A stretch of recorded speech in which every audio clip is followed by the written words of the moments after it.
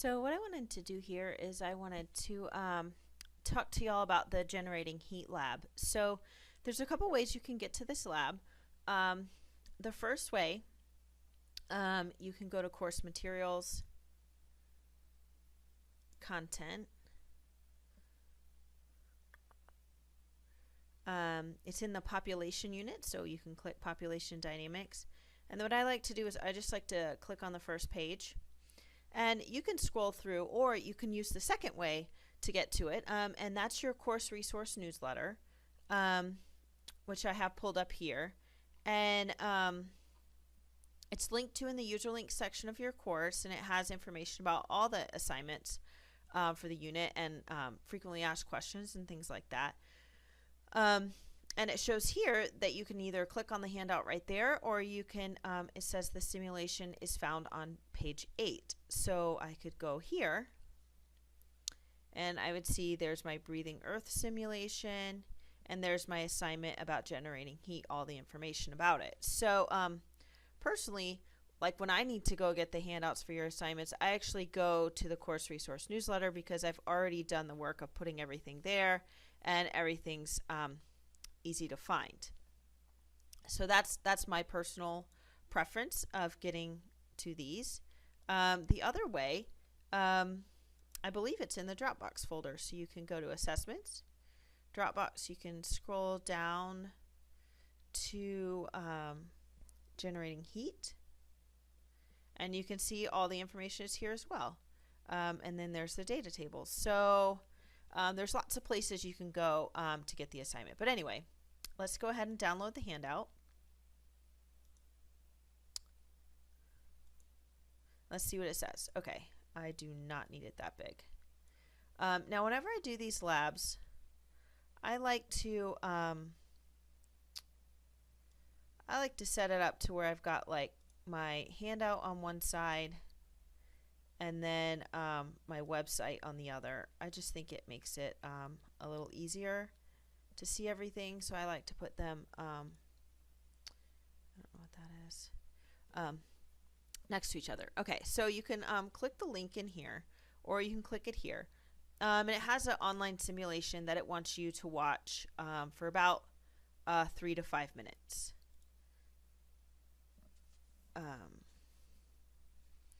Okay.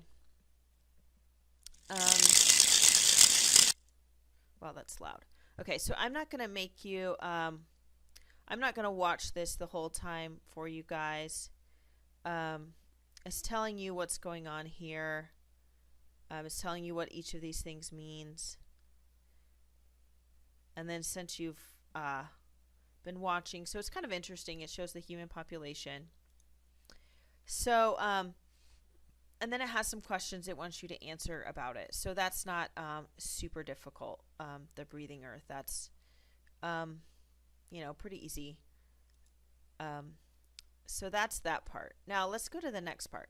Part 2 is the growth of carbon emitters. So I'm going to download that handout. And it's over here. Okay. Now, it asks you, it wants you to create a graph. And then answer some questions about your graph. So we're going to practice making a graph in Excel. I do have some handouts for you, a video that shows you how to make a graph in Excel, and then so this site right here will actually allow you to make a graph in Excel, graph in their program. But let's go to Excel. And I want to open something new.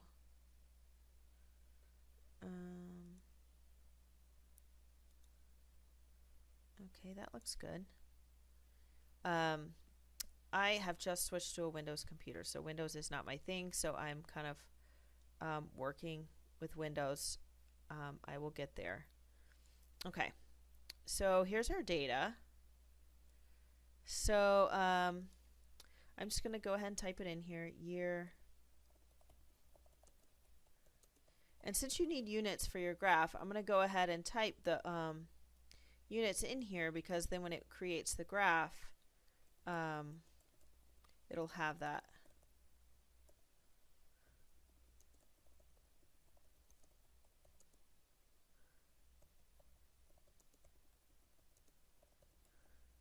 And you could actually skip the in part if you want. You could just do like million metric tons. Okay.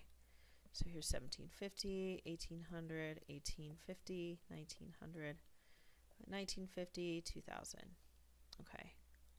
We've got 790. You don't have to put the commas that they have here. They just have the commas to make it easier for you to read, but Excel doesn't need those.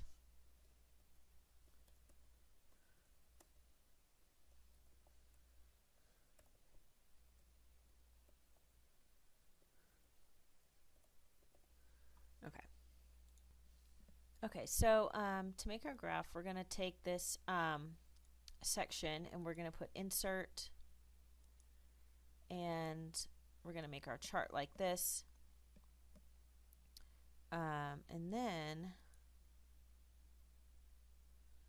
I'm going to make this the secondary axis. Okay, that way you've got two sets of numbers there, and then they're separate. And then I'm going to go here.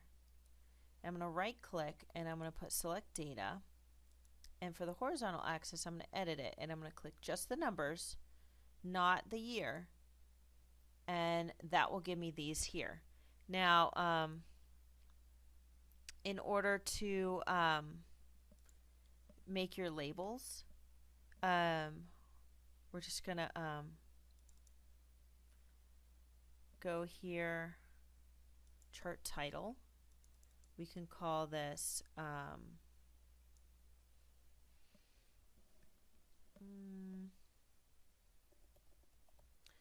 population and CO2 emissions over time.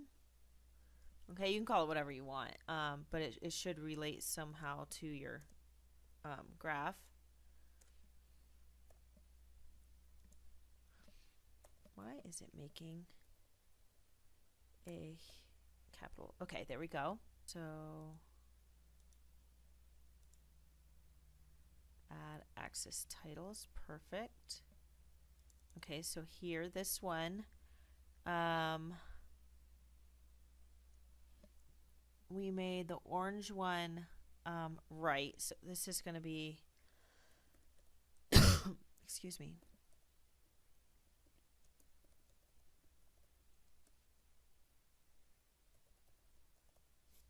I'm going to actually call this CO2.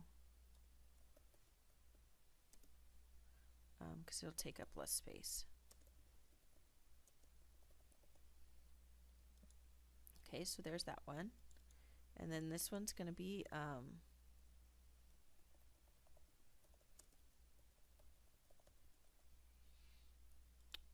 okay, and then this will be the year. And we don't have to have units for the year. Okay, but do you see how I have units on both sides? I have them labeled here so I know which color belongs with which.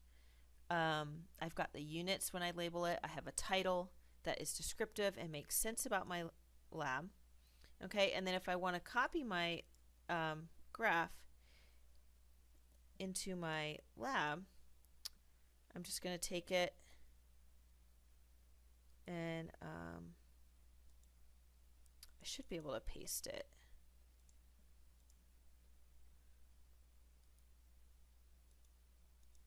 Let's see.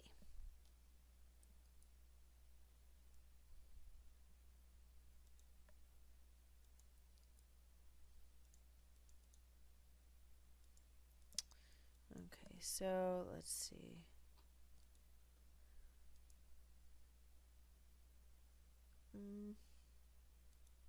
Oh, okay, so it doesn't want me to edit it because it was in protected view.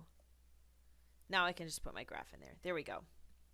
So now I've got the graph, and now I can, you know, write some information about my graph, answer the questions that they have for me, and then